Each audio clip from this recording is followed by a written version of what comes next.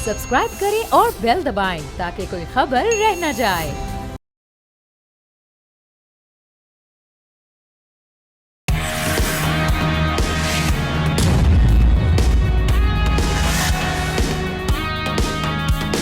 अस्सलामुअलैकुम, आप देख रहे हैं न्यूज़ पंच। मैं हूं आमना खटाना। आगाज़ में बात करेंगे बांग्लादेश की इस वक्त की मौजूदा सूरत हाल के हवाले से। सियासत नए दौर में दाखिल हो चुकी है। इंटरनेशनल क्राइम्स ट्रिब्यूनल ने साबिक वज़ीर आज़म शेख हसीना वाजिद को पहली बार इंसानियत के खिलाफ जराइम का मुर्तकिब करार देते हुए सज़ाए मौत सुना दी है। फैसले के मुताबिक एहतजाज में शामिल 1400 अफराद की हलाकत का बराह रास्त हुक्म खुद हसीना वाजिद ने दिया, जबकि उनकी लीक फ़ोन कॉल्स भी अदालती रिकॉर्ड का हिस्सा बनी। केस में साबिक वज़ीर दाखिला असदुज़्ज़मान खान कमाल मफरूर करार पाए, जबकि साबिक IG चौधरी अब्दुल्ला अल मामून गिरफ्तार होकर रियासती गवाह बन चुके हैं। फैसला हसीना की गैर हाजिरी में सुनाया गया, जिस पर हसीना वाजिद का रद्दअमल भी आया और उन्होंने इस फैसले को झूठ करार दिया है। इसके बाद अब क्या वहाँ पर मंजरनामा बनेगा, इसकी इंटरनेशनल इम्प्लीकेशन क्या हो सकती हैं और अंदरूनी सियासत किस तरह से अब वहाँ पर बनती हुई दिखाई देगी, इसी पर बात करने के लिए तशामुल हक साहब सीनियर एनालिस्ट, उनके साथ साथ अब्दुल्ला हमीद गुल साहब सीनियर एनालिस्ट एंड चेयरमैन जवानाने पाकिस्तान हमें ज्वाइन कर चुके हैं। दोनों को वेलकम भी करते हैं प्रोग्राम में। और मैं आगाज़ करूंगी अब्दुल्ला साहब आपसे। एक तो इस सज़ा को, इस वर्डिक्ट को आप किस तरह से देख रहे हैं? ख़ास तौर पे सज़ाए मौत, कैपिटल सेंटेंस सुनाना एक फॉर्मर प्राइम मिनिस्टर को, और इसके साथ साथ ऑपोजिशन अब क्या मुमकिन तौर पर इक़दामात या रास्ता इख्तियार कर सकती है? कोई खदशा तो नहीं है किसी पॉलिटिकल अनरेस्ट का बांग्लादेश में? आप क्या देख रहे हैं? बिस्मिल्लाहिर्रहमानिर्रहीम। सबसे पहले तो मैं ये कहूँगा कि आज कायद-ए-आज़म रहमतुल्लाह का दो कौमी नज़रिया जो है वो एक दफ़ा फिर उजागर होकर सामने आया है, जिसकी ज़बरदस्ती एक साजिश के ज़रिए जो है, भारतीय साजिश के ज़रिए पाकिस्तान को तोड़ा गया, बाकायद की एक कौम को जो है दो मुल्कों में तकसीम किया गया। आज इस नज़रिए को फतह हुई है अल्हम्दुलिल्लाह। दूसरी जानिब जो है 453 ये पेजेस के ऊपर मबनी एक फ़ैसला आया, और ये फ़ैसला आज एक दिन की बात नहीं है। इसके ऊपर बाकायदा जो है वो बहस मुबाहिसा चल रहा था, और अवामी लीग के जो रिप्रेजेंटेटिव्स थे उनको पूरा मौका दिया गया। शेख हसीना को कहा गया बार बार कि आप आएं, आपकी एब्सेंशिया के अंदर जो है ये ट्रायल हो रहा है, लेकिन आप आएं और फेस करें। लेकिन उन्होंने BBC को भी जो एक इंटरव्यू दिया उसके अंदर वो वीडियो मौजूद नहीं थी, बल्कि एक सिर्फ उन्होंने लिख के भिजवा दिया कि जी मैं इसको मुकम्मल रद्द करती हूँ। अब मसला ये है कि ये कई माह जो है ये ट्रायल चला, और खास तौर पे इसकी जो बुनियादी वजह बनी वो यूनाइटेड नेशन की वो रिपोर्ट थी जिसके अंदर कहा गया कि हुकूमती हुक्म के ऊपर जो है, वजीर आजम के हुक्म के ऊपर जो है 1400 लोगों को जो है नाहक शहीद कर दिया गया, जो कि कोटा सिस्टम के खिलाफ थे, जो कि कह रहे थे कि जनाब ये जुल्म और सितम का जो बाजार गर्म किया हुआ है ये खत्म किया जाए, लूट खसूट। और जो बुनियादी नजरिया जिससे आप देखिए पाकिस्तान की जो तहरीक शुरू हुई थी वो शुरू हुई थी एक बंगाल से और एक कश्मीर से हुई थी, और वो हिंदुस्तान के खिलाफ हुई थी। आपने बाद में शेख हसीना ने जाके दोबारा हिंदुस्तान के जेर साया उनको खड़ा कर दिया। ये लोग इस चीज को तैयार नहीं थे करने के लिए, जिनके ऊपर झूठे इल्जाम लगाए गए कि जी पाकिस्तान और उसकी रियासत और उसके इदारों ने जो है लोगों के साथ जुल्म किया, बंगालियों के साथ, वो भी गलत साबित इसलिए हुआ कि आज वही बंगाली कौम के जिनको कहा गया कि इनके माँ बाप के साथ जुल्म हुआ, आज उनकी औलाद पाकिस्तान जिंदाबाद के नारे लगा रही है, और शेख हसीना और उसकी फैमिली के तमाम रिमेन्स जो हैं उनको धान मंडी के अंदर जो उसका घर था, जो उसके वालिद के मुजस्मे लगे हुए थे, सबको जो है वो जमीन बोस करके रख दिया। अब जो इसके अंदर अहम बात है, इसके अंदर पुलिस फोरेंसिक रिपोर्ट मौजूद है, जिसके अंदर बाकायदा एक ऑडियो कॉल जिसके अंदर शेख हसीना बराह रास्त बतौर वजीर आजम अहकामात दे रही हैं कि लोगों के ऊपर बराह रास्त गोली चलाई जाए। अब ये जो बातें हैं ये बिल्कुल एक रिकॉर्ड का हिस्सा है, और जब शेख हसीना को बताया जाता है तो वो भारत की गोद से बाहर निकलने के लिए तैयार नहीं है, जो कि वो सेल्फ एग्जाइल में गई। आप याद रखिए आमना साहिबा कि ये अगरतला से साजिश शुरू हुई थी पाकिस्तान के खिलाफ और बांग्लादेश के खिलाफ, और फिर वो अगरतला में ही जाके जो है वो लैंड कर गई। देखें कैसे था कि जहां की खाक थी वही जो है कि वो वहां वो मिट्टी जो थी, जहां की मिट्टी थी वहीं के ऊपर वो खाक पहुंची। तो मकसद ये है कि आज वो भारत के अंदर बैठी हुई हैं। अब जो अहकामात आए हैं उसमें ये कहा गया है कि शेख हसीना को जो है वो इनके हवाले किया जाए, बांग्लादेश के हवाले किया जाए, ताकि कानून के मुताबिक कार्रवाई की जाए। एक जो मुकदमे में सजाए मौत और 2 मुकदमात में उनको जो है वो ताउम्र कैद जो है वो सुनाई गई है। इसके हवाले से अभी 12 नवंबर को बाकायदा बांग्लादेश के अंदर रॉ ने धमाके करवाए और उसके अंदर जो है दबाव डालने की कोशिश की। फैसला जो था वो शेख हसीना और उसके वकीलों के पास था। अवामी लीग जो थी वो तमाम इस किस्म की काविशें कोशिशें करने में नाकाम रही। कोई सबूत, कोई शवाहिद उनके पास मौजूद नहीं थे। माजी में ये जो धांधली का इल्जाम लगाते थे लोगों के ऊपर, इन्होंने जो है वो नेशनलिस्ट पार्टी के ऊपर जो है वो इल्जाम लगाया था और उन्होंने नेशनलिस्ट पार्टी ने भी ये कहा था कि अवामी लीग धांधली करके आई है, लेकिन इन्होंने उनको जो है हुकूमत से साइड पे रखा और उनके ऊपर जो है नित नए केसेस बनाए गए। नतीजा ये हुआ कि जनरेशन जी जो थी, जो नई पौध थी, उसने जो है वो इसके खिलाफ अलमे बगावत बुलंद किया और फिर जो है वो बांग्लादेश के अंदर जो हुआ वो आप और मेरे सबके सामने है। बिल्कुल ठीक है एहतशाम साहब, अब जो कुछ हुआ वो सब उस पर सज़ा भी सुना दी गई है, एंटिसिपेशन भी यही थी, लेकिन अब उसके बाद एक तो मंजरनामा अंदरूनी क्या देख रहे हैं और फॉरेन गवर्नमेंट्स इस पे किस तरह से रिएक्ट कर सकती है मुमकिन तौर पे? क्या डिप्लोमेटिक ट्रबल तो नहीं पैदा हो सकती बांग्लादेश के लिए आने वाले वक्तों में, स्पेशली अगर इंडिया से जो रिएक्शन आता है वो किस हद तक मानी रखता है पूरे रीजन में? देखिए, हम ना बुनियादी तौर पे तो जो ये आपने देखा ये स्पेशल ट्रिब्यूनल का जो फ़ैसला आया, ये वहाँ के जो ख़बरें वहाँ से आ रही हैं तो बड़ा वाज़ेह तौर पे कहा जा रहा है, पता चल रहा है कि बाकायदा अवामी उमंगों के मुताबिक ये फ़ैसला आया है। देखिए, लोग भूले नहीं हम ना 2024 के वो कहा जाता है कि तारीख़ के भयानक तरीन, यानी वो कहते हैं इससे ज़्यादा ब्रूटल क्रैकडाउन जो है वो शायद इस रीजन में कभी नहीं हुआ। बर्मा म्यांमार की मिसाल आती है, लेकिन कहा जाता है वहाँ पे भी मिलिट्री जनता ने वो जुल्म नहीं किए जो उन्होंने किए। तो आपने देखा जो 2024 5 अगस्त को जब वहाँ से भाग के हिंदुस्तान गई थी, उस दिन 52 लोगों को मारा गया था वहाँ पे। तो वो टोटल जिसको कहते हैं ब्लैंकेट कवर मिला हुआ था, जिसको मारना मारें, जिसको उठाना उठा ले। तो मेरा ख्याल है ये फ़ैसला जिस अंदाज से आया है, मुझे नहीं लगता कि हम ना, ठीक है इसकी अपील का हक़ होगा, डेफिनेटली आगे भी जा सकते हैं, लेकिन आम तौर पे जो कहा जा रहा है कि एक बहुत बड़ा सेटबैक हिंदुस्तान के लिए डिप्लोमेटिक आने वाला है। वो सेटबैक ये है कि ये जो अब बाकायदा तौर पे ऑफिशियली बांग्लादेश की हुकूमत ने उन्हें कहा है कि जी आपके साथ हमारी एक्सट्रीशन ट्रीटी है मुजरिमों के तबादले की, 2013 में हुई थी, 2016 में फर्दर वैलिडेट किया गया था, उसके तहत इनको हमारे पास भेजें, हसीना वाजिद को, हम यहाँ पे मुकदमा चलाया जाएगा। और अब तो सज़ा के बाद तो डेफिनेटली आप देखने कि हिंदुस्तान के लिए बहुत शदीद आमना प्रेशर आएगा कि वो क्या करें। अगर वो रोकते हैं तो किस बुनियाद पर रोकेंगे? हाँ, डिटाई है, जिस तरीके से आपने देखा वो सो कॉल्ड उन्होंने अपनी जलावतनी वहाँ पे ली हुई है। पहले कहा गया था कि वहाँ से लंदन चली जाएंगी, अमेरिका चली जाएंगी, वहाँ से वाइब्स उनको यही मिली कि भाई वहाँ तो लोग एहतजाज करेंगे और फिर आपको अपने मुल्क भेजा जाएगा, तो वहाँ से वो हिंदुस्तान में बैठी रहेगी।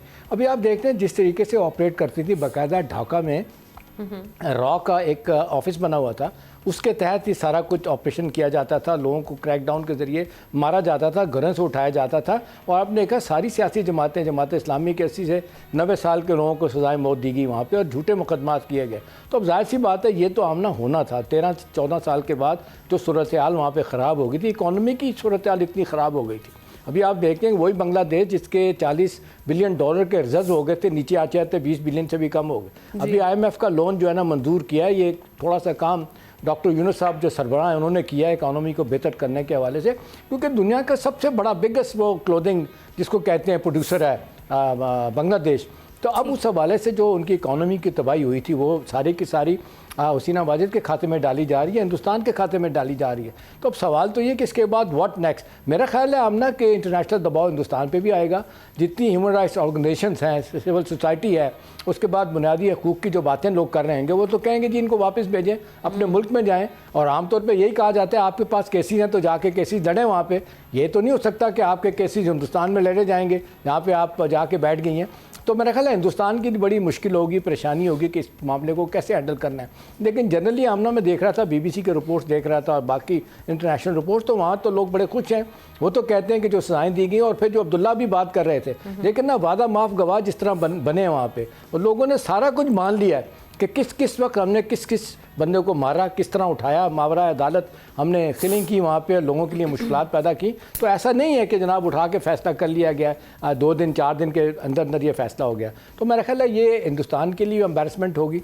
बाकी रह गया सवाल कि जी वहाँ पे कोई मूवमेंट चल सकती है, तो आमना दूर दूर तक इनका कोई सपोर्टर नज़र नहीं आ रहा, बावजूद कोशिश करने के भी कि वहाँ पे रॉ ने कुछ लोगों को इकट्ठा किया मुख्तलिफ औकात पे अवामी लीग के, लेकिन आपने देखा लोग डर गए। वो जो ख़ास तौर पे हमने देखा जो वो इनके जो लड़ने वाले लोग थे, जो लोगों को मारने वाले लोग थे, जो अवामी लीग के आप यूँ के हार्डन क्रिमिनल लोग थे, वो तो अब सामने नहीं आ रहे, या तो अंदर आए वो भागे हुए हैं। तो अब सड़कों पे कौन लेके आएगा, लीडरशिप है नहीं है उनकी। तो मेरा ख्याल है टोटल डिसरे पार्टी का, और सियासी जमातें जो है ना, कोई ओपोजिशन ऐसी नहीं है, क्योंकि जब से डॉक्टर यूनुस साहब आए हैं उन्होंने दुनिया के साथ ताल्लुकात बहुत बेहतर कर लिए। हमारे दरमियान आप ना देखने सूरत हाल जो पैदा हो गया, इतना जहर डाला गया पाकिस्तान के ख़िलाफ़। अभी आप देखने बांग्लादेश और पाकिस्तान के अफवाज में बड़ा एक्सटेंसिव कोऑपरेशन हो रहा है। आपने देखने हम उनकी तरबियत और ट्रेनिंग के इंतजाम किए गए हैं, फिर पीपल्स टू पीपल कॉन्टैक्ट बढ़ाए गए हैं, ट्रेड और इकॉनमी के हवाले से हमारे बड़े मायदे हो चुके हैं। लोग आप देख लें, पहले कहा जाता है कि दुनिया के सबसे मुश्किल तरीन वीज़ा रजीम था इनका बांग्लादेश का, उसको आसान कर दिया गया। लोग जा रहे हैं, आ रहे हैं, तो पब्लिक टू ये तो बिज़नेस टू बिज़नेस और गवर्नमेंट टू गवर्नमेंट जो है ना, वो कोऑपरेशन दोनों मुल्कों का बढ़ रहा है। और ये आमना ये मोदी सरकार को हजम नहीं हो रहा। उनकी पूरी कोशिश है कि वहाँ पे कुछ किया जाए। अभी आप देख लें आए दिन क्या करते हैं, बंगालियों को कलकत्ता में, वेस्ट बंगाल में मार के तो उनके बांग्लादेश के बॉर्डर पे फेंक दिया जाता है। तो वहाँ तो लोगों के अंदर बड़ी नफ़रत है, डीप रूटेड नफ़रत हिंदुस्तान के लिए पैदा हो गई। और आज वहाँ पे लोग कह रहे हैं कि हमें अब जिस तरीके से अलहदा किया गया, हमें तो पता नहीं था, हमारे नौजवान लोगों के जहनों को पोल्यूट किया गया, उनके दिमागों को ख़राब किया गया। नतीजतन लोग वापस आना चाहते हैं, पाकिस्तान के साथ एक बहुत अच्छे ताल्लुकात कायम करना चाहते हैं। और हिंदुस्तान की रसवाई आमना के सारे उसके आपने देखे नेबर्स जो है ना, उससे नाराज़ है। मालदीव हो, श्रीलंका हो, बांग्लादेश तो है ही है, फिर छोटे भूटान मुल्क हो। तो मैंने कहा अब सूरत हाल बड़ी तेज़ी के साथ हिंदुस्तान के ख़िलाफ़ जा रही है। जी ठीक, लेकिन अब्दुल्ला साहब एक और एंगल को हमें देखना होगा। दुनिया की जो पॉलिटिक्स है वो इंटरेस्ट पे चलती है, ना कि जस्टिस को उस तरह से सराहा जाता है। जहाँ कन्वीनियंस होती है वहाँ पर कहा जाता है कि जी ये जो इंसाफ हो रहे हैं बिल्कुल दुरुस्त है। अब जो अमेरिका इंडिया की पोजीशन है, अगर हम देखें बांग्लादेश की पोजीशन को देखते हुए, इंडिया की पोजीशन काफ़ी स्ट्रॉन्ग है और हसीना के काफ़ी एहसानात हैं मोदी सरकार पर भी और इंडियंस जो गुज़श्ता हुकूमतें रही हैं उनके ऊपर भी। तो उसको देखते हुए कोई गुंजाइश इंडिया अपना असर रसूख इस्तेमाल करते हुए सज़ा कम कराने के लिए कुछ प्रेशराइज कर सकता है अपने जो भी उनकी ग्रुपिंग है इंटरनेशनली या जियो पॉलिटिकली हम देख सकते हैं। तो आप समझते हैं आने वाले वक्तों में इस सज़ा को ओवरटर्न होते हुए आप देख रहे हैं? देखिए, सजा के ऊपर अपील का तो हक वो रखती हैं और वो जो भी कानून है उसके मुताबिक चला जाएगा। लेकिन सबूत और शवाहिद जो हैं, जब लोअर कोर्ट्स के अंदर चीज़ें आ जाती हैं और उनके अंदर आप शवाहिद नहीं देते, तो फिर अब पॉइंट ऑफ लॉ के ऊपर गुफ्तगू होती है कि कौन सा पॉइंट ऑफ लॉ था जिसको आपने जो है वो इग्नोर कर दिया। दूसरी जानिब जो है वो इंटरनेशनल, जैसे मैंने कहा, यूनाइटेड नेशन की रिपोर्ट मौजूद है। अब यूनाइटेड नेशन की रिपोर्ट जो है उसको इग्नोर करना it's not an easy job. दूसरी जानिब जो है वहां अवाम के अंदर बिल्कुल एक नफरत पाई जाती है उस तमाम निजाम के लिए जो कि भारत से जुड़ता है, या उनकी जो प्रॉक्सी हुकूमत थी पहले शेख मुजीब की शक्ल में और फिर उसकी बेटी जो है शेख हसीना, जो कि तकरीबन इस टाइम पर 78 साल की उम्र की हैं। उनके तमाम असासे, उन्होंने जिस तरीके से स्विस बैंकों के अंदर पैसा बनाया, पूरी बांग्लादेश की आवाम को बखूबी इसका इल्म है। लोगों के साथ इस्तेहसाल किया गया। जो उन्होंने कोटा सिस्टम रखा था, जो बांग्लादेश की लड़ाई के अंदर 30% उन्होंने कोटा किया था, जिसको अभी डॉक्टर मोहम्मद यूनुस ने उठा के 5% कर दिया, यानी कि मेरिट को जो है वो स्टैब्लिश किया। अब जो भारत है, आप देख लें कि भारत डिप्लोमेटिक आइसोलेशन का पूरी दुनिया में शिकार हुआ। उसने एक्सपोर्ट ऑफ टेररिज्म एक चीज बताइएगा कि अब ये भारत जो अपना क्लाउड इस्तेमाल करने की कोशिश करेगा, जो ओरिजिनली आमना आपसे पूछ रही थी, अभी जो अमेरिका के साथ भारत के ताल्लुकात हैं वो सबको पता है क्या है क्या नहीं। वो किस मुंह से जाएंगे कि जी वो जनाब हसीना वाजिद को वापस लाया जाए या उनके साथ ताल्लुकात को बेहतर किया जाए, तो बायलैटरल मसला है। तो आपको लगता है कि हिंदुस्तान जो इस तक टोटली आइसोलेट हो चुका है, वो कोई अपना क्लाउड इस्तेमाल करके बांग्लादेश के ख़िलाफ़ कुछ इस वक्त कर सकता है? हसीना वाजिद को वापस लाने की बात हो सकती है? देखें एहतिशाम साहब, जो इस टाइम पे भारत अपना पूरे असर और रसूख तो इस्तेमाल करेगा, लेकिन अगर हम ये कहें कि टोटल आइसोलेशन का शिकार हुआ भारत, तो मेरे ख्याल में एक वक्त था जब हो गया था। लेकिन अब जिस तरीके से अमेरिका के साथ उनको ने अपनी दिफाई डील को जो है तीसरी दफा जो है 10 साल के लिए बहाल किया है, इससे बहुत सारे इशारे मिलते हैं। इसका मतलब यह है कि भारत का जो एक्सपोर्ट ऑफ टेररिज्म था, जिसके लिए अमेरिकन अदालत में भी अमित शाह के हवाले से सबूत और शवाहिद मौजूद हैं। कनाडा के अंदर उन्होंने जो है वजीर आजम ट्रूडो ने खुद उसके ऊपर बोला। इसी तरीके से जो है कतर के अंदर हुआ, बरतानिया में हुआ, मालदीव के अंदर हुआ, श्रीलंका के अंदर हुआ, बांग्लादेश पाकिस्तान के अंदर हुआ। ये तमाम सबूत, और खुद अफगानिस्तान के अंदर जिस तरीके से BLA और मजीद ब्रिगेड के जरिए और TTP के जरिए बाकायदा नाकाबिले तलाफी जो नाकाबिले तरदीद सबूत और शवाहिद मौजूद हैं, खासतौर पर जाफर एक्सप्रेस के वाक़े के ऊपर। लेकिन उसके बावजूद भारत का और अमेरिका का क्लोजनेस जो है वो मेरे ख्याल में बहुत सारे इशारे दे रही है। लेकिन इस सब के बावजूद मेरे ख्याल में बांग्लादेश की कौम जो है वो रिजेक्ट कर गई है, और अवामी लीग ने अगर कोई एहतजाज बड़ी सतह के ऊपर करना होता तो फिर आज जो है वो ये सूरत हाल ना होती। आज बांग्लादेश की गलियां और सड़कें जो है वो भर गई होती हैं अवामी एहतजाज के लिए। लेकिन इस टाइम पे उनकी फतह की जो है लोग इसको जश्न के तौर पर मना रहे हैं। उनकी जो इस टाइम पे सजा है उसको जो है वो एक कामयाबी बांग्लादेश के मुस्तकबिल के हवाले से दे रहे हैं। और फिर डॉक्टर यूनुस जो है वो आलमी नोबल इनाम याफ्ता शख्सियत है, वो कोई मामूली शख्सियत के मालिक नहीं है। और 2026 में उन्होंने इलेक्शन का जो है वो बाकायदा ऐलान भी किया हुआ है, जिसके अंदर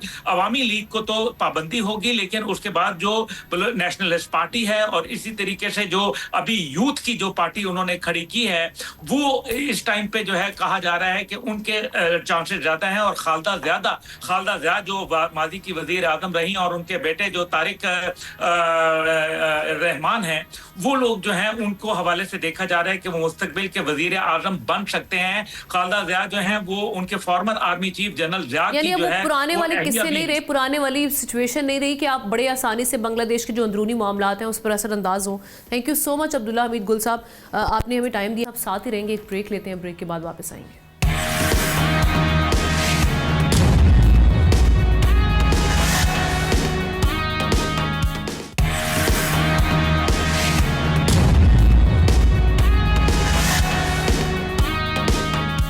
वेलकम बैक। आज़ाद कश्मीर में एक बार फिर तब्दीली आ गई है। पाकिस्तान पीपल्स पार्टी के नौजवान रहनुमा राजा फैसल मुमताज़ राठौर वज़ीर आज़म मुंतखब हो गए हैं। राठौर ख़ानदान की सियासी तारीख तवील है। फैसल राठौर आज़ाद कश्मीर के साबिक वज़ीर आज़म मुमताज़ हुसैन राठौर के बेटे हैं, जबकि उनकी वालिदा बेगम फरहत राठौर आज़ाद कश्मीर कानून साज असम्बली की रुकन और पीपल्स पार्टी शोबा ख़वातीन की सदर रह चुकी हैं। चौधरी अनवारुल हक के खिलाफ अदम एतमाद की तहरीक 14 नवंबर को जमा कराई गई थी। लेकिन दिलचस्प बात यह है कि तब्दीली के इस फैसले में नून लीग अपने ही वज़ीर आज़म के खिलाफ पीपल्स पार्टी के साथ है। 5 साला आइनी मुद्दत में ये चौथा वज़ीर आज़म आज़ाद कश्मीर होगा। हर चंद माह बाद बदलती हुकूमतों से रियासत अदम इस्तेहकाम का शिकार तो नहीं हो रही। अब आज़ाद कश्मीर की सियासत इख्तियार करेगी और क्या मामलात वहाँ पर चलेंगे, ये सवालात अपनी जगह पर मौजूद हैं कि रियासत में जो अब मामलात बार बार हुकूमतों का बदलाव है, क्या वो अब सियासी इस्तेहकाम वहाँ पर लेकर आएगा। एहतशाम साहब, 2-3 और भी चीज़ें हैं।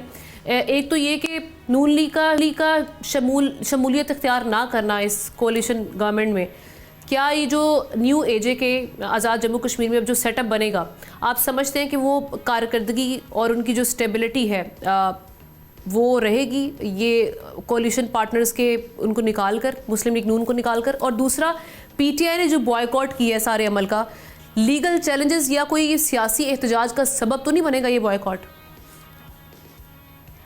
देखिए, अब ना PTI की वहाँ सूरत हाल जिस तरीके से ख़राब हुई, आपने देखा चौथे वज़ीर आज़म होंगे ये, आपने देखा फैसल राठौर जो है।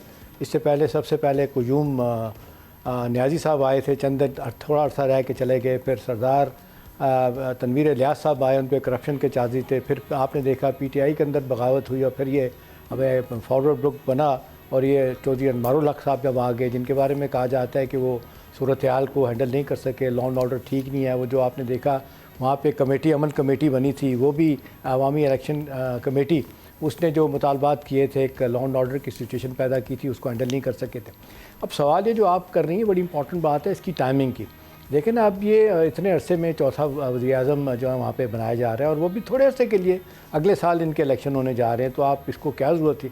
आपने देखा ये 1 महीना पहले तकरीबन आमना ये फ़ैसला हो गया था कि एक आप नो कॉन्फिडेंस मोशन इनके ख़िलाफ़ आएगी, और सारी चीज़ें तैयार हो गई थी, और एक बिल्कुल नंबर्स गेम पूरे थे उनके पास। 53 में से 33 बंदे जो हैं इनके पास आसानी के साथ हैं, क्योंकि पीपल्स पार्टी के सपोर्ट कर रही है PMLN। लेकिन PMLN आपने देखा कि वो शायद बदला ले रही है, को क्योंकि मरकज़ में पाकिस्तान में आपने देखें कि वो साथ तो दे रहे हैं, लेकिन कैबिनेट का ऐसा नहीं बन रहे।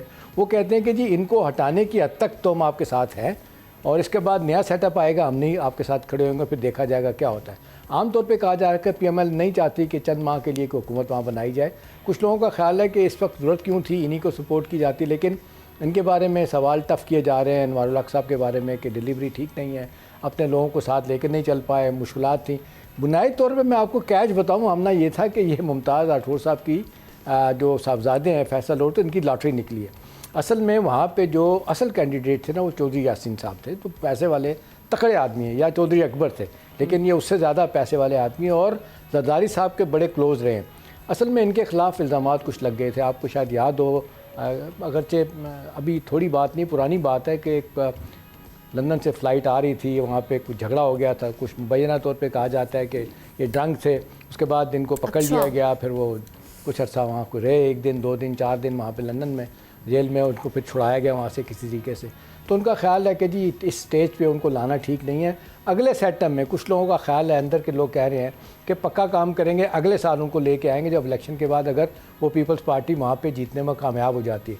तो ये इंटरवीनिंग पीरियड में ये फैसल राठौर साहब को लाया गया है। नौजवान है, यंग है, मैं उनके फादर को बहुत अच्छी तरह जानता था, बड़े ज़बरदस्त बंदे थे मुमताज़ राठौर साहब, उनसे मुलाकातें हमारी होती थी, उनकी वालदा साहबा से भी गपशप होती थी, लेकिन एक अरसा हो गया अब नई मुलाकात हुई इनके साथ, क्योंकि वहाँ आज़ाद कश्मीर में आपने देखा मामला जिस तरह चलाए जाते हैं, अब तो वो कहा जाता है सब कुछ यहीं से तब्दील किया जाता है, GB के इलेक्शन भी यहाँ से आपने देखा कि हैंडल किए जाते हैं। तो वहाँ पे सूरत-ए-हाल जिस तरह ख़राब हुई है, बिगड़ी है, असल बात तो यह है कि अब एक साया ऑफ रिलीफ है कि वहाँ पे अब आपने देखा लॉ एंड ऑर्डर नहीं है वहाँ पे कोई, जो उन्होंने मुतालबात 22 रखे थे, एक्शन कमेटी ने 22 के 22 मुतालबात हुकूमत ने मान लिए थे।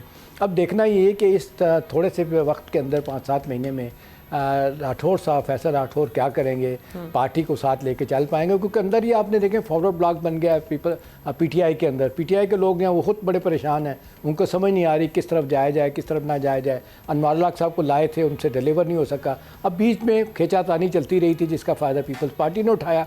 अब क्योंकि इस सारे मामले में नून भी चाहती थी कि वहाँ तब्दीली आए, लेकिन नून नहीं खुद चाहती थी कि PMLN के वहाँ पे जाके इलेक्शन करवा के या इसमें वो खुद हिस्सा लें, क्योंकि पीपल्स पार्टी की तादाद यहाँ पे ज़्यादा नून के मुकाबले में। तो मेरा ख्याल है थोड़ी अरसे के लिए तो अब एक बन जाएंगे फैसल राठौर साहब, आगे क्या होता है ये देखने वाली बात है। फुल स्टॉप अभी भी हम ये नहीं कह सकते बड़े पार्टी कामयाब हो गई है 100%, हम ये नहीं कह सकते कि अभी भी फुल स्टॉप नहीं लगने वाला यहाँ पर। जी हाँ, ये तो रहेगा, ये मेरा ख्याल है इंस्टेबिलिटी सियासी तौर पे रहेगी। अब जाहिर सी बात है जब तक बाकायदा इलेक्शन नहीं हो जाता और खुद पता नहीं चल जाता कि कौन पार्टी बरसे इक़्तिदार आएगी, किसके फॉलोइंग ज़्यादा है, उस वक्त तक हम देखते हैं कि इस तरह ये लूज अरेंजमेंट चलता रहेगा। शॉर्टली इसको भी एड्रेस कीजिएगा, PMLN का जो वही बात की शमूलियत ना इख्तियार करना, अब जो सेटअप बन रहा है, नो कॉन्फिडेंस को भी सपोर्ट करना, इस पॉलिसी को देखते हुए एक तो आपको क्या समझ में आ रही है, ये वजह क्या बनी, और दूसरा ये कि अब उनके बगैर क्या पीपल्स पार्टी के लिए मुश्किल नहीं होगा उस सेटअप को चलाना वहाँ पर, या स्टेबिलिटी के जो दावे वो कर रहे हैं? देखिए हम ना वहाँ पे जो PMLN के मेन लीडर है ना शाह गुलाम कादर, वो जो आज़ाद कश्मीर काउंसिल असम्बली के वो स्पीकर भी रहे हैं, वो बहुत करीब है नवाज शरीफ लोगों के, उनकी बात तो PMLN सुनती भी है।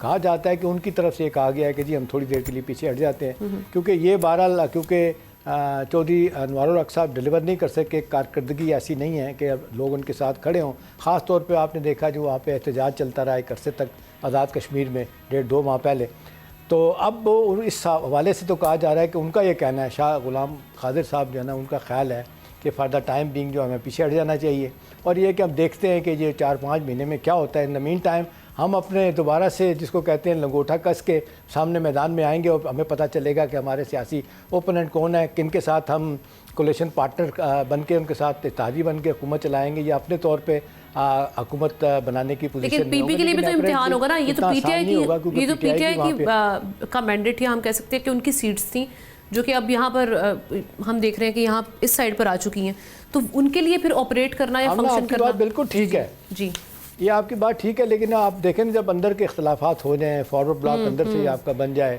اندر سے پارٹی اگر کمزور ہو جائے, اور آپ نے دیکھا کہ چوتھا وزیر اعظم وہاں پہ لگ رہا ہے, تو یہ کہیں نہ کہیں غلطی تو ان کے ساتھ ہوئی ہے. اور ویسے بھی آپ جو اندر کی بات ہے, جو اندر کی کیا بات ہے, جو اوپن بات ہے, وہ جب فیڈرل گورنمنٹ جہاں ہوتی ہے اسی کی حکومت جو آزاد کشمیر میں بھی ہوتی ہے اور جی پی میں بھی ہوتی ہے. اس دفعہ وہ فوری طور پہ تو نہیں ہوا پی ایم ایل این کی حکومت نے, لیکن پی ایم ایل این اور پیپلز پارٹی یہاں پہ حکومت چلا رہے ہیں, تو ورچولی وہاں پہ بھی P M L N Peoples Party ہوں گے. اب دیکھنا یہی کہ کس حد تک ان کی کولیشن جو ہے نا وہ دونوں پارٹیوں کی آگے چل کے کامیاب ہوگی, اور یہ جو مشترکہ ایک سیاسی طور پہ ان کے دشمن ہیں پی ٹی آئی والے, وہ ان کو کتنا کارنر کر سکیں گے. لیکن بہرحال ان کی فین فالوئنگ اپنی جگہ پہ ہے. جب الیکشن ہوگا تو پتہ چلے گا کون کتنا طاقتور ہے, کس میدان میں سیاست کے کتنا کامیاب رہتے ہیں, تو آنے والا وقت بتائے گا. جی, thank you so much for your insightful analysis. Ehtisham صاحب, آپ کو شکریہ ادا کر کے ہم آگے بڑھتے ہیں. Moving on to our next story which is about Pakistan Afghanistan. Recent جو ڈیولپمنٹس ہو رہی ہیں, پاکستان نے ایران کی جانب سے پاک افغان کشیدگی میں کمی کی کوششوں کا خیر مقدم کیا ہے, مگر پاک افغان تعلقات میں تناؤ کم ہونے کی بجائے بڑھتا جا رہا ہے. طالبان کی ہٹ درمی اور مسلسل سیکیورٹی خدشات کے بعد پاکستان نے سرحدی بندش کو غیر معینہ مدت تک بڑھا دیا ہے, جبکہ افغان حکومت نے بھی تاجروں کو پاکستان سے تجارتی معاملات 3 ماہ میں ختم کرنے کا حکم دے دیا ہے. زمینی حقائق یہ ہیں کہ تمام 8 کراسنگ پوائنٹس کی بندش سے نہ صرف تجارت ٹھپ ہو گئی ہے, بلکہ 1000 سے زائد پاکستانی ٹرکس اور 5500 افغان ٹرانزٹ کنٹینرز بھی وہاں پر رک چکے ہیں. افغانستان ماہانہ $15 کروڑ کی پاکستانی مصنوعات درآمد کرتا تھا اور $6 کروڑ کی برآمدات پاکستان بھیجتا تھا. لیکن اب سوال یہ کہ کیا یہ سفارتی اور معاشی کشیدگی مزید بڑھے گی, اور ساتھ ہی ساتھ ایران کی جو میڈیشن کی آفر ہے وہ کس حد تک ریئلسٹک ہے. اسی پر بات کرنے کے لیے ظاہر شاہ شیرازی صاحب سینئر اینالسٹ ہمیں جوائن کر چکے ہیں. Thank you so much for your time sir. Sir, یہ جو ایران کا ساری صورتحال میں رول ہے میڈیشن کا, یہ کتنا ریئلسٹک ہو سکتا ہے, اور اگر ہم ایکسیپٹ کرتے ہیں ایران کی یہ آفر, تو یہ کس حد تک کردار ادا کرے گا؟ جو ہمارے جو باقی ریجنل پاورز ہیں, کیا ان کو کوئی مسئلہ تو نہیں ہو سکتا, خاص طور پہ سعودی عرب یا ہم امریکہ کی بات کریں؟ آمنہ, ہمارے خیال میں اس وقت جو زمینی حقائق ہیں وہ ذرا کافی مختلف ہیں. بے شک پاکستان اور افغانستان کے درمیان ٹینشن بہت زیادہ ہے. ان کے ڈپٹی پرائم منسٹر ملا غنی برادر نے, جو کبھی پاکستان کے مہمان ہوا کرتے تھے, انہوں نے جو ہے وہ کم کرنے کا, بلکہ نہیں ڈائریکٹلی انہوں نے کہا ہے کہ حکومت جو کابل حکومت ہے وہ رسپانسبل نہیں ہوگی اگر کوئی لوگ تجارت کرتے ہیں پاکستان کے ساتھ چمن بارڈر کے تھرو یا ترخم بارڈر کے تھرو, اور وہاں اگر کسی قسم کا تنازع ہوتا ہے تو ہم اس کی ذمہ داری نہیں لیتے, لہٰذا آپ الٹرنیٹ روٹس دیکھیں. لیکن میرے خیال $200 ملین کا نقصان ہو چکا ہے اب تک, جو ہے ایک اسٹیمیٹ کے مطابق صرف افغان سائڈ کا. اور اگر ریئلسٹکلی ہم دیکھیں تو پاکستان ہی واحد ایک ایسا ذریعہ ہے جس کے ذریعے یہ تمام دنیا کے اندر جو ہے وہ تجارت کر سکتے ہیں. یہ ایک بڑا ریئلسٹک اپروچ ہے. تقریباً 90% جو ٹریڈ ہے پاکستان اور دنیا کے ساتھ جو اس وقت افغانستان کر رہے ہیں وہ پاکستان کی بندرگاہوں کے تھرو کر رہے ہیں. پاکستان کے جو کراسنگ آؤٹ لیٹس ہیں, تورخم ہے, چمن ہے, غلام خان ہے, خرلاچی ہے, انگور ادا ہے, تو یہ وہ ایریاز ہیں جہاں سے آسانی پڑتی ہے. اب جو مشورہ دیا گیا ہے بڑا ان ریئلسٹک ہے, اور یہ میرے خیال میں صرف ایک پولیٹیکل پوسچر ہے, کیونکہ سینٹرل ایشین ریپبلکس خود لینڈ لاکڈ ہے, اور ان کو اگر آپ ان کے ساتھ تجارت کرتے ہیں تو وہ پھر آپ کی چیزوں کے اوپر, خاص طور پر 2 چیزیں ہیں, ایگریکلچر پروڈیوس ہے, فروٹس ہیں, تو اس کے اوپر وہ آلریڈی اتنا ٹیرف لگائیں گے میرے خیال میں کہ افغانستان جو ہے وہ افورڈ ہی نہیں کر سکتا. یا تو انہوں نے ٹیرف ریلیف دینا ہوگا سینٹرل ایشین ریپبلکس کے ساتھ کام کرتے ہوئے, دوسرا مطلب یا تو پھر جو ہے وہ ٹریڈ رکے گا اور ہوگا نہیں. باقی جو اس وقت افغانستان پاکستان کو 90% تقریباً کوئلہ وہاں سے آتا ہے, جبکہ سینٹرل ایشین ریپبلکس خود کفیل ہیں ان تمام معاملات کے اندر. ان کے پاس آئل ہے, ان کے پاس الیکٹرک جنریشن کا اپنا ایک میکینزم ہے, ایٹمی بجلی وہ پیدا کرتے ہیں, تو انہیں کوئلے کی ضرورت تو ہے نہیں, تو کیا تجارت کروانا چاہتے ہیں؟ یہ میرے خیال میں ایک پولیٹیکل پوسچر ہے, نہیں ہے ان کے لیے افغانستان. لیکن میرے خیال میں سوائے پاکستان کے کوئی جو ہے نا وہ روٹ ان کے لیے فیزیبل نہیں ہے. بے شک وہ کرنا چاہیں تو کر سکتے ہیں, سینٹرل ایشین ریپبلکس, چائنا یا ایسے الٹرنیٹ روٹس کے اوپر اگر وہ جانا چاہتے ہیں. لیکن اس میں ایک اور بڑا اہم ایشو یہ ہے کہ ریجنل ممالک کے وہ بھی متاثر ہو رہے ہیں. آپ نے ایران کی بات کی, بے شک ایران کی ثالثی بڑا کردار ادا کر سکتی ہے, لیکن روس کی جانب سے بھی ثالثی کی بات کی گئی ہے, اور میرے خیال میں روس ایک بڑا انفلوئنس رکھ سکتا ہے افغانستان کے اوپر. اس کی وجہ یہ ہے کہ سینٹرل ایشین ریپبلکس بھی چاہتے ہیں کہ افغانستان کے اندر مختلف پائپ لائن پروجیکٹس ہیں, بجلی کے پروجیکٹس ہیں, یا وہ ٹو وے ٹریڈ کی بات کرتے ہیں, لیکن وہ جب تک افغانستان کے اندر امن نہیں ہوگا تو سینٹرل ایشین ریپبلکس بشمول رشیا وہ پاکستان تک نہیں پہنچ سکتے, پاکستان سے آگے بندرگاہوں میں نہیں جا سکتے. جو U A P rail project ہے, ٹائپے کا آپ کا پائپ لائن ہے آئل کی, اس کے ساتھ ساتھ گیس پائپ لائن جو ہے, اور دوسرے ایسے پروجیکٹس وہ میرے خیال میں اتنی آسانی سے نہیں ہوں گے. تو اس کا مقصد یہ نہ ہوا کہ افغانستان اور پاکستان ان آئسولیشن ان چیزوں کو دیکھتے ہیں. یہ تمام ریجن جو ہے وہ کم از کم آپ دیکھ لیں تو یہ متاثر ہوگا. Uzbekistan, Tajikistan, Turkmenistan, China, Russia, even Iran. اور ایک چیز اور ہے, میرے خیال میں ترکی اور قطر کے مذاکرات کامیاب نہ ہونے کی بڑی وجہ یہ تھی کہ ترکی اور قطر کے اپنے بھی انٹرسٹ ہیں بہت زیادہ افغانستان کے اندر, اور پاکستان کے ساتھ بھی. کبھی بھی دوہا نہیں چاہے گا کہ وہ گوادر پورٹ فلرش کرے, BRI جو ہے نا وہ ترقی کرے, اور یہاں پہ جو ہے نا وہ سی پیک ایکسپینڈ ہو. لیکن اس وقت جو اہم فریق ہے وہ ہے چائنا اور رشیا. دونوں چاہتے ہیں کہ وہ یہاں پہ جو ہے وہ انرجی پروجیکٹس لے کے آئیں, ڈیولپمنٹ کے پروجیکٹس لے کے آئیں, اور وہ بیش بہا جو ہے وہ انویسٹمنٹ کرنے کے لیے بھی تیار ہے. تو یہ اس وقت ہوگا میرے خیال میں رشیا واحد ملک ہے جس نے افغان طالبان کو as a legitimate government accept کیا ہے. تو میں سمجھتا ہوں رشیا اور چائنا بہت بڑا رول ادا کر سکتے ہیں. ایران آبویسلی جو ہم دیکھ رہے ہیں کہ افغان طالبان کی جانب سے شاید یہ تاثر دیا جا رہا ہے کہ ہم چابہار کے تھرو جو ہے وہ ٹریڈ کریں گے, لیکن اس کے بارے میں بھی ایران نے بڑا کلیئرلی کہہ دیا کہ ایسا نہیں ہو سکتا. اب ایک اہم چیز جو ہوئی ہے وہ ہے ترکمانستان کے صدر نے ایک اعلان کیا ہے کہ وہ ریجنل کمیونٹی کونسل قائم کرنا چاہتے ہیں ریجنل ممالک کی. اس میں میرے خیال میں افغانستان بھی ایک بڑا اہم ملک ہوگا. لیکن جو ابھی ہمارے ہاں آذربائیجان کے ساتھ اور ترکمانستان کے ساتھ ہمارے جو ڈیفنس پیکٹس ہونے جا رہے ہیں وہ بڑے اہم ہیں. میرے خیال میں افغان طالبان بڑا ان ریئلسٹکلی اپنی قوم کو مزید مشکلات میں ڈال رہے ہیں, اور یہ جو پولیٹیکل اسٹنٹ کیے جا رہے ہیں افغان طالبان رجیم کی جانب سے, یہ میرے خیال میں بہت بڑا نقصان دے گا افغان قوم کو. اور افغان ٹریڈرز تو پہلے ہی میرے خیال میں بالکل وہ ان کا کاروبار بیٹھ گیا ہے, سسٹم بیٹھ گیا ہے, اکانومی بیٹھ گئی ہے. تو ان چیزوں کو بڑا ریئلسٹکلی دیکھنا ہوگا. اچھا, یہ تو ہو گیا معاشی اینگل. ابھی ہم اسی اینگل پہ جس کا فورن آفس بھی آج خیر مقدم بھی کر رہا ہے, ویلکم کیا انہوں نے میڈیشن کی آفر کو ایران کے, تو یہ کتنی ریئلسٹک ہے؟ یہ کچھ واقعی کوئی سچویشن میں ڈینٹ ڈال سکتا ہے, کچھ بریک تھرو ہو سکتا ہے ایران کے تھرو؟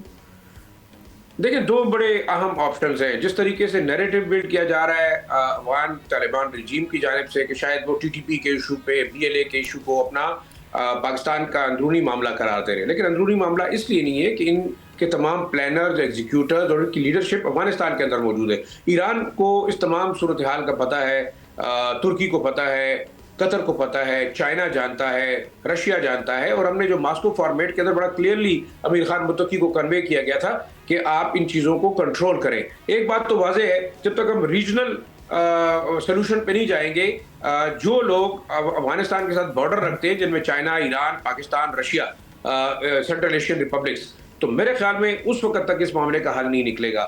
اگر آپ ٹریڈ بند کرتے ہیں, کچھ عرصے بعد آپ دیکھیں گے کہ افغانستان کی اکانومی پہلے ہی بیٹھی ہوئی ہے. اب اگر مزید آپ پیسہ نہیں آ رہا, ڈالر نہیں آ رہے, کاروبار نہیں ہو رہا, تو کیسے سروائیو کریں گے؟ بڑا مشکل ہوگا. اور ایران کا رول میں دیکھتا ہوں بڑا امپورٹنٹ ہے. ایران کے ساتھ ساتھ اگر رشیا بھی ذرا سا انفلوئنس ایگزرٹ کرے افغان طالبان پہ, تو میرے خیال میں ٹیررزم کا مسئلہ سب کا ہے.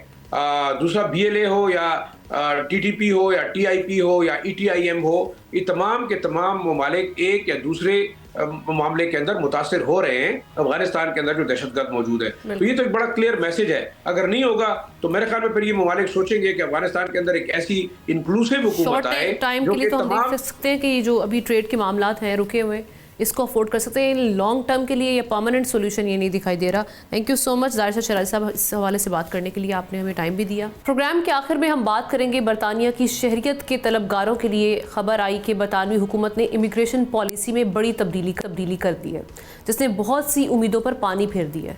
پہلے برطانیہ پہنچنے کا مطلب تھا کہ 5 سال بعد مستقل رہائش مل سکتی ہے, مگر اب یہ راستہ لمبا ہو گیا ہے, بلکہ بہت ہی لمبا. 5 سال کی جگہ اب 20 سال انتظار کرنا ہوگا, پھر کہیں جا کر برطانوی شہریت ملے گی. دوسرا, سیاسی پناہ اب مکمل تحفظ نہیں, صرف وقتی تحفظ ہے. کچھ عرصے بعد کیس دوبارہ کھلے گا. اگر ہوم آفس سمجھے کہ درخواست دہندہ کا ملک دوبارہ محفوظ ہو چکا ہے تو اسے واپس بھیجا جا سکتا ہے. مزید سختی یہ کہ اب فیملی ری یونین بھی آسان نہیں رہی. پناہ گزین اپنے گھر والوں کو خود نہیں بلا سکیں گے. جو شرائط ایک عام برطانوی شہری کے لیے ہوتی ہے وہی سخت شرائط ان پر بھی اب لاگو ہوں گی. آمدنی ثابت کرنا ہوگی, رہائش دکھانا ہوگی. غیر قانونی راستوں سے آنے والوں کے لیے یہ راستہ اور بھی دشوار ہو گیا ہے. سٹیزن شپ کے لیے اچھے کردار کا ٹیسٹ سخت کر دیا گیا ہے. درخواست رد ہونا اب عام بات ہو سکتی ہے. صرف وہی لوگ بہتر امید رکھ سکتے ہیں جو برطانیہ میں کام کریں, سوشل سیکیورٹی میں حصہ ڈالیں یا رضاکارانہ کام کریں. انہیں ترجیح ملے گی. سوال یہ ہے کہ اس پالیسی کے بعد کون برطانیہ کی شہریت کے لیے کوئی خواہش مند رہے گا, وہ کون اتنی امید لگائے گا, کیونکہ 20 سال کا جو انتظار ہے اور مزید جو شرائط سخت کر دی گئی ہیں اس کے بعد کیا سسٹم وہاں پر بن سکتا ہے. اس خبر کے حوالے سے کامنٹ سیکشن میں جا کے آپ اپنی رائے کا اظہار کر سکتے ہیں. ہمیں پروگرام سے اجازت دیجیے, انشاءاللہ کل ملاقات ہوگی. اللہ حافظ.